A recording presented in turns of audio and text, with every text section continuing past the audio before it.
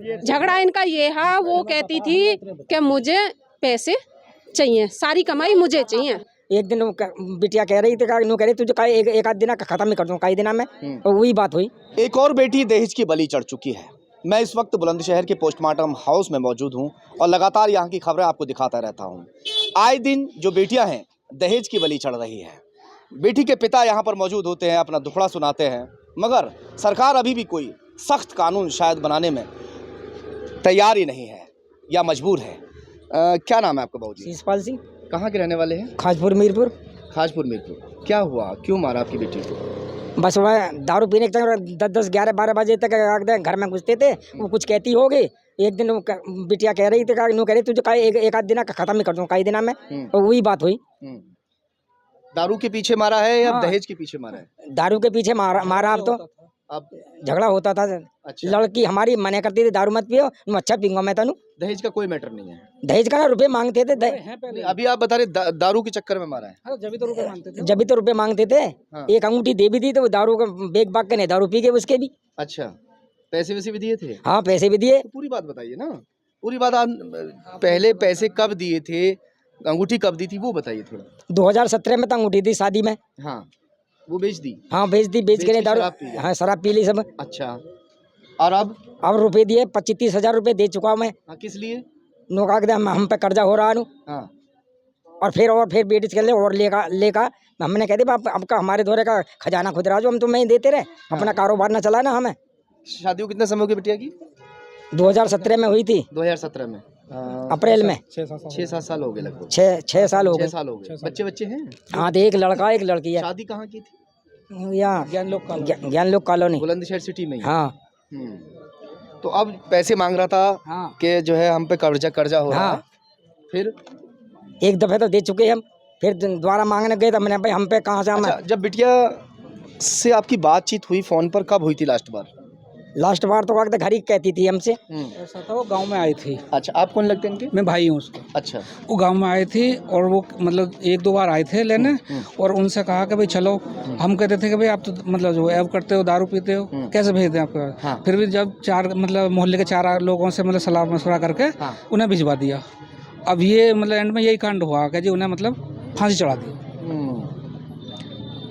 तो क्या जब आई थी लास्ट बार, उसके बाद में किसी से बात ही नहीं फोन पे हुई? उसके बाद में कोई बात फोन नहीं करने देते थे? फोन ना करने देते थे। हाँ। तो फोन क्यों कर देते थे? हाँ, फोन क्यों करती है उसको अपने पियर को। अच्छा, इसलिए बात नहीं हो पाई। हाँ, बात नहीं हो पाई। अब कितने पैसे मांग रहे थे? अब जो है बता रही थी 50 हजार रुपये और मांग रहे थे। अच्छा, जो पैसे दिए थे 25-30 हजार, वो कब दिए थे? वे दिए थे इनको हो गए 1.5 साल हो गए। 1.5 साल पहले? हाँ।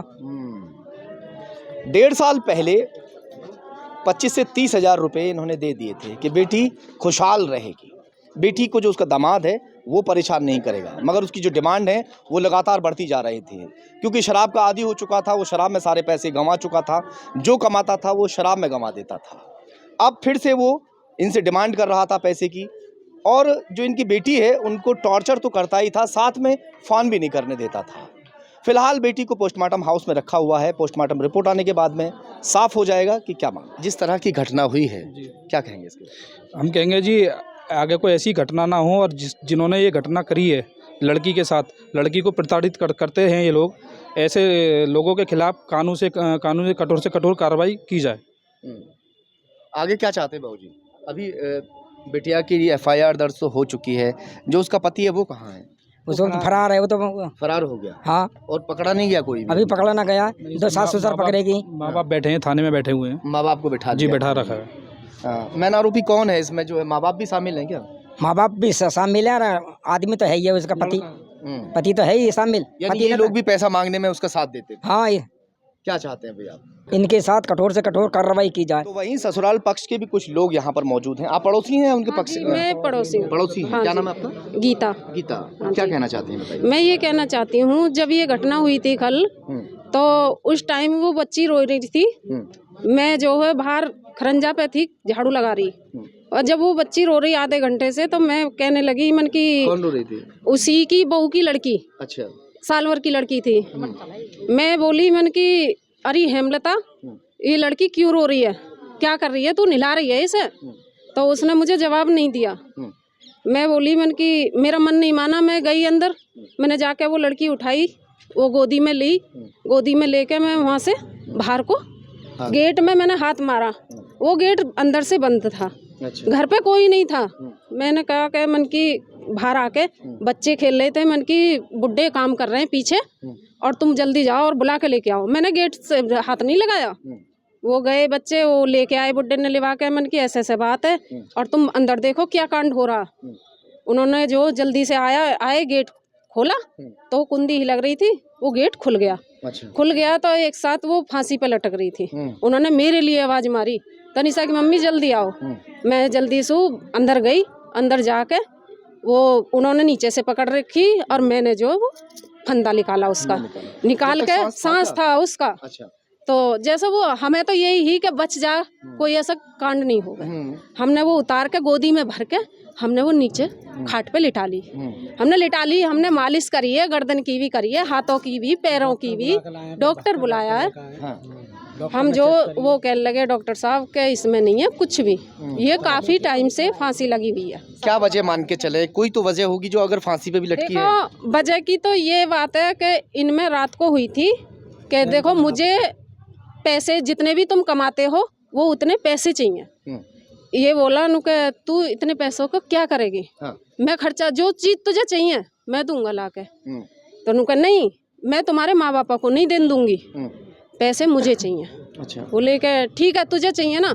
उसने लड़का ने 1200 रुपये निकाल के उसको दे दिए, नुल्ले तेरा ये तो ये कह रहे हैं कि वो कमाता नहीं था और शराब पीता है, शराब के लिए 20-25 हज़ार रुपए पहले भी जो है। हाँ देखो सुनो, मानते हैं हम, इन्होंने पैसे दिए थे, पर दिए थे जब इनकी लड़की का ऑपरेशन हुआ था, ऑपरेशन से बच्चा हुआ था तो इन पे पैसे नहीं थे। इन्होंने कही कि बता हेमलता पैसे नहीं है ऑपरेशन होने के लिए, कह रही कि मैं पापा से मंगाती हूँ। उसने अपने पापा से पैसे मंगाए और वो ऑपरेशन के लिए ही मंगाए। अच्छा। ऑपरेशन के लिए मंगाए हैं। उन्होंने कही कि मैंने कर्जा के तौर पे ये पैसे लिए हैं, अब मैं इन पैसों ने जब मुझ पे हो जाएंगे मैं इन्हें वापस कर दूंगा। 1-1.5 लाख रुपए और मांग रहे थे? नहीं, पैसे की कोई मांग नहीं थी। कमाई जो मतलब झगड़ा किस बात पे था? मेन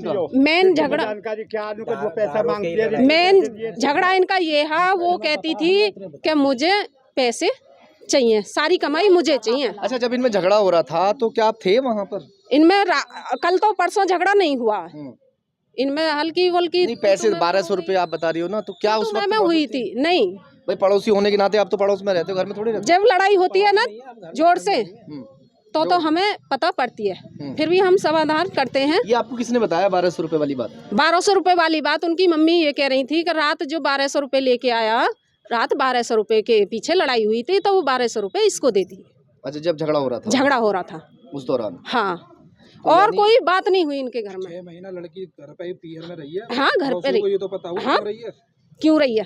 पता थी हमें कि क्यों रही। अपने पीहर में रहूं, कोई नहीं चाहती। बेटी ये चाहती है कि और मैंने यही कहा उससे, बहन देख मैं भी बेटी हूँ किसी की, तू कभी भी मत तो गलत कदम उठा, मत तू जो पीहर जा।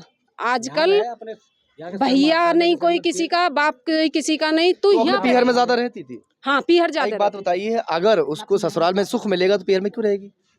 पीहर में पता ना, अब के रक्षाबंधन वाले दिन गई थी और करवा चौथ वाले दिन आ गई थी, इतने दिन रही है। चलिए खैर, पुलिस जांच का विषय है और पोस्टमार्टम रिपोर्ट आने के बाद साफ हो जाएगा। हम तो यही कहते हैं कि कोई वो नहीं।